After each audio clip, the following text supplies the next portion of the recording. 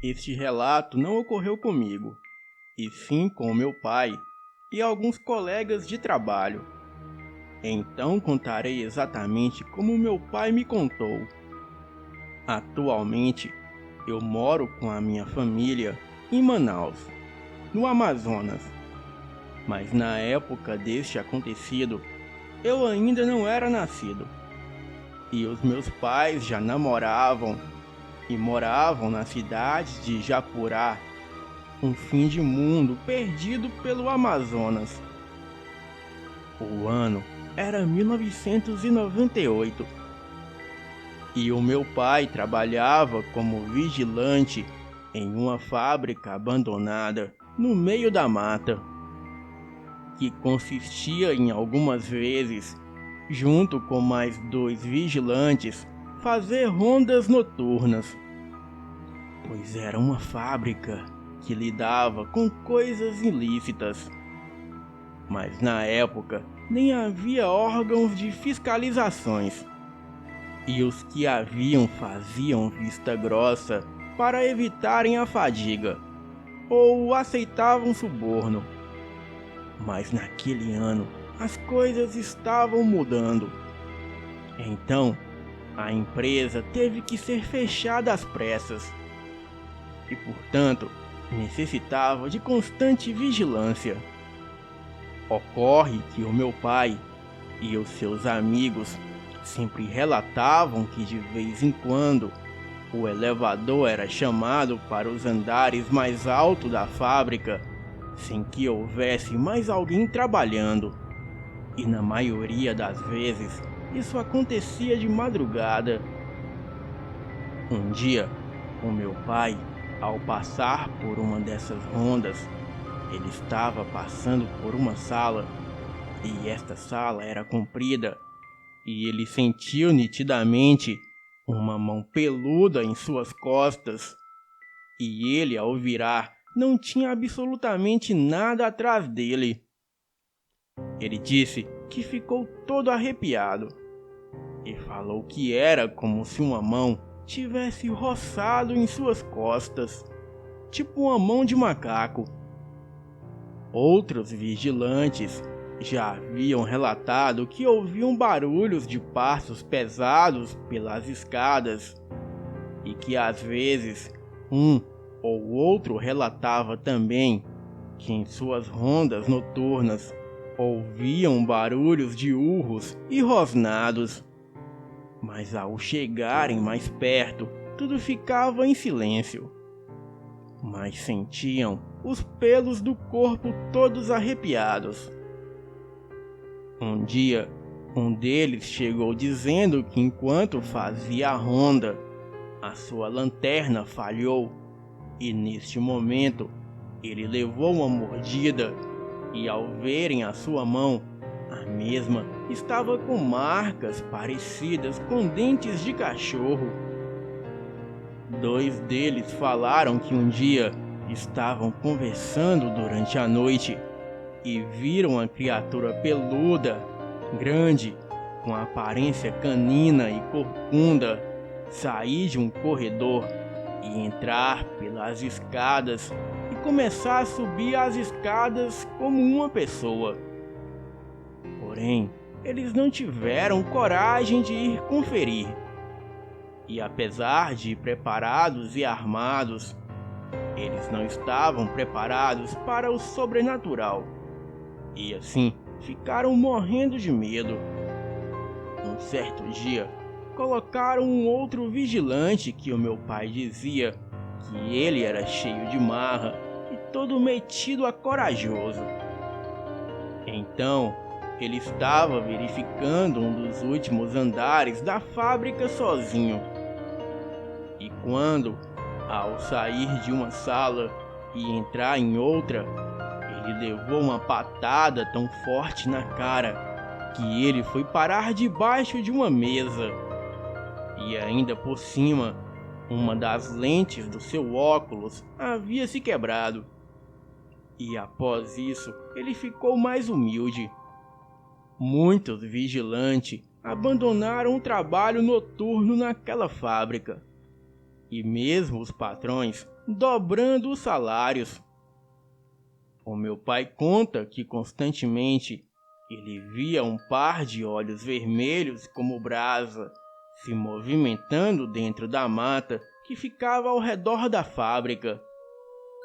Mas o que fez ele abandonar o trabalho ali mesmo foi quando ele viu um lobisomem pular o muro pelo lado de fora e cair no pátio da fábrica. Na ocasião, o meu pai tomava um café e fumava um cigarro nessa hora. E ele conta que era um bicho peludo com cabeça de cachorro e o seu corpo era bastante judiado. E dessa fera exalava um cheiro de coisa podre. A fera não viu meu pai ali imóvel a 30 metros. Ou se viu, nem ligou. No dia seguinte, o meu pai abandonou o trabalho. E 2 dias depois, os federais invadiram a fábrica e levaram todos presos. Inclusive os vigilantes que foram pegos em flagrante. Boa noite.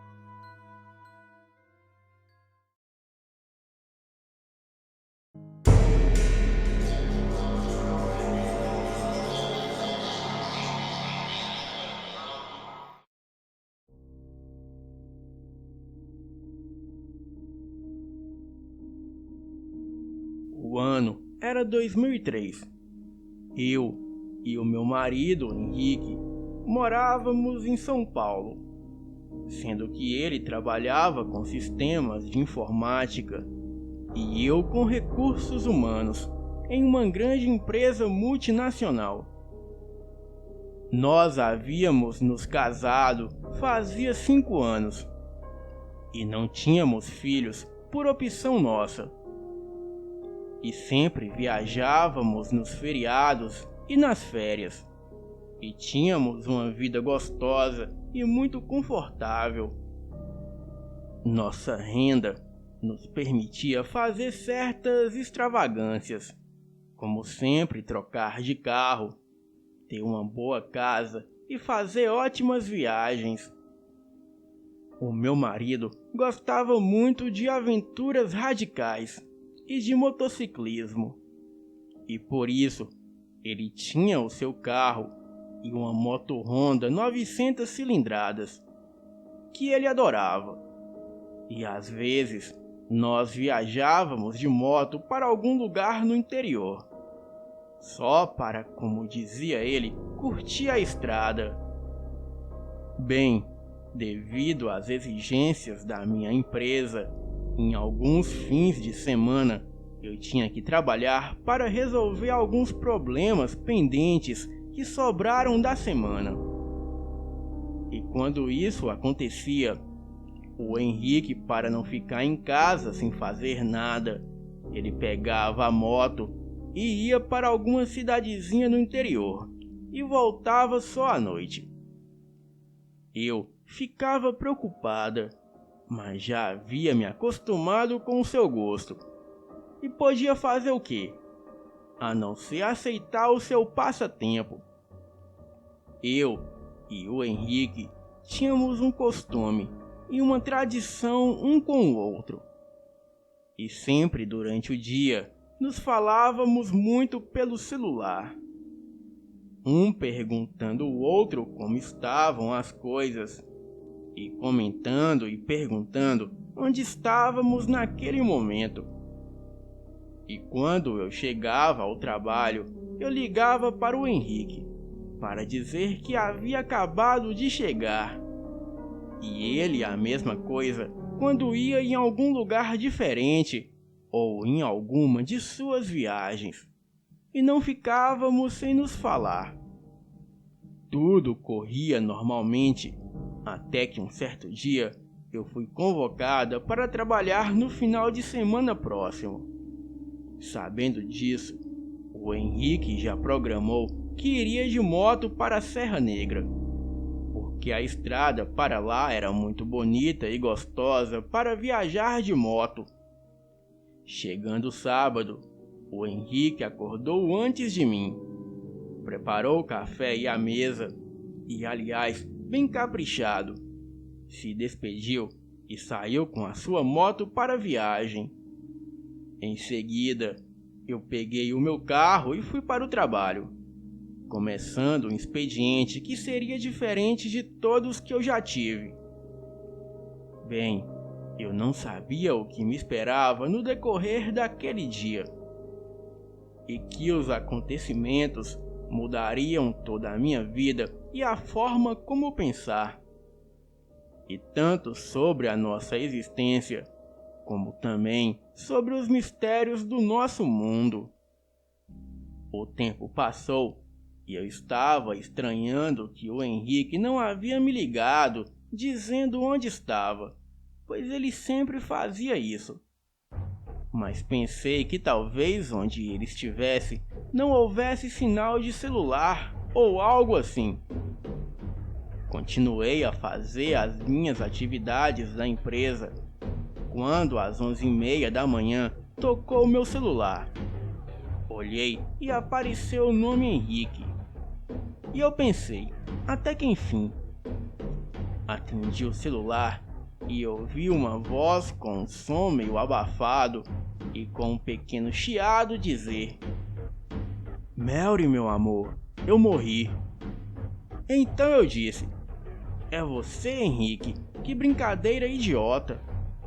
Então a voz respondeu: "Desculpe, Melry, não foi minha culpa, foi o caminhão. Um dia nos veremos, eu sempre te amarei." E a ligação caiu. Eu não sabia como reagir. Gelei, tremia, comecei a chorar e quase desmaiei. A minha amiga Samantha, que estava comigo, perguntou o que aconteceu, e eu contei meio gaguejando. Ela então disse que deveria ser uma brincadeira de mau gosto de alguém. Então, eu disse que era o número do celular do Henrique. E depois daquilo, eu só pensava em saber onde estava o Henrique, o que teria sido aquilo e como ele estava, e se estava tudo bem com ele. Então eu liguei de volta no seu celular e nada, e deu caixa postal. E o pânico aumentava cada vez mais em mim. Mas onde procurá-lo? O único número que eu tinha de contato era o dele, mas não funcionava. Então o que fazer? Liguei para os meus pais que moravam no interior, e a minha mãe me disse para ficar calma, e se não tivesse notícias do Henrique logo mais, que ela e o meu pai viriam para São Paulo para ficar comigo.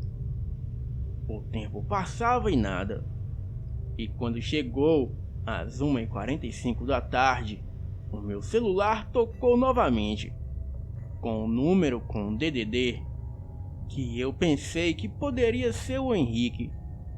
Mas para minha surpresa, do outro lado da linha quem falava se dizia ser da Polícia Rodoviária Estadual de São Paulo. O policial se identificou perguntando se eu era parente de uma pessoa chamada Henrique Nogueira de Melo. Eu, tremendo como uma vara verde, gelada como um freezer, eu disse que era a esposa dele. Então ele disse: "Desculpe, senhora, em lhe informar que o seu marido sofreu um acidente na rodovia SP-360 e está no hospital em Campinas. Solicitamos que a senhora venha para cá o mais rápido possível." Eu desabei naquele momento. Não sabia o que fazer e não tinha condições de nada. E nessa hora, como é ótimo ter amigos.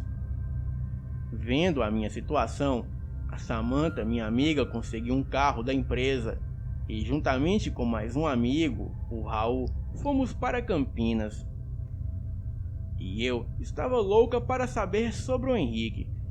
Será que o acidente foi grave e como estaria ele? Chegando em Campinas, foi fácil encontrar o hospital. Adentramos no hospital e fomos recepcionados por um capitão da polícia rodoviária e por um médico muito atencioso.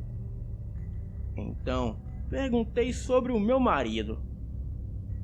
E para minha completa tristeza, desconsolo e espanto, o médico me disse que o Henrique, o meu amado marido, havia chegado em óbito no hospital e que não puderam fazer nada.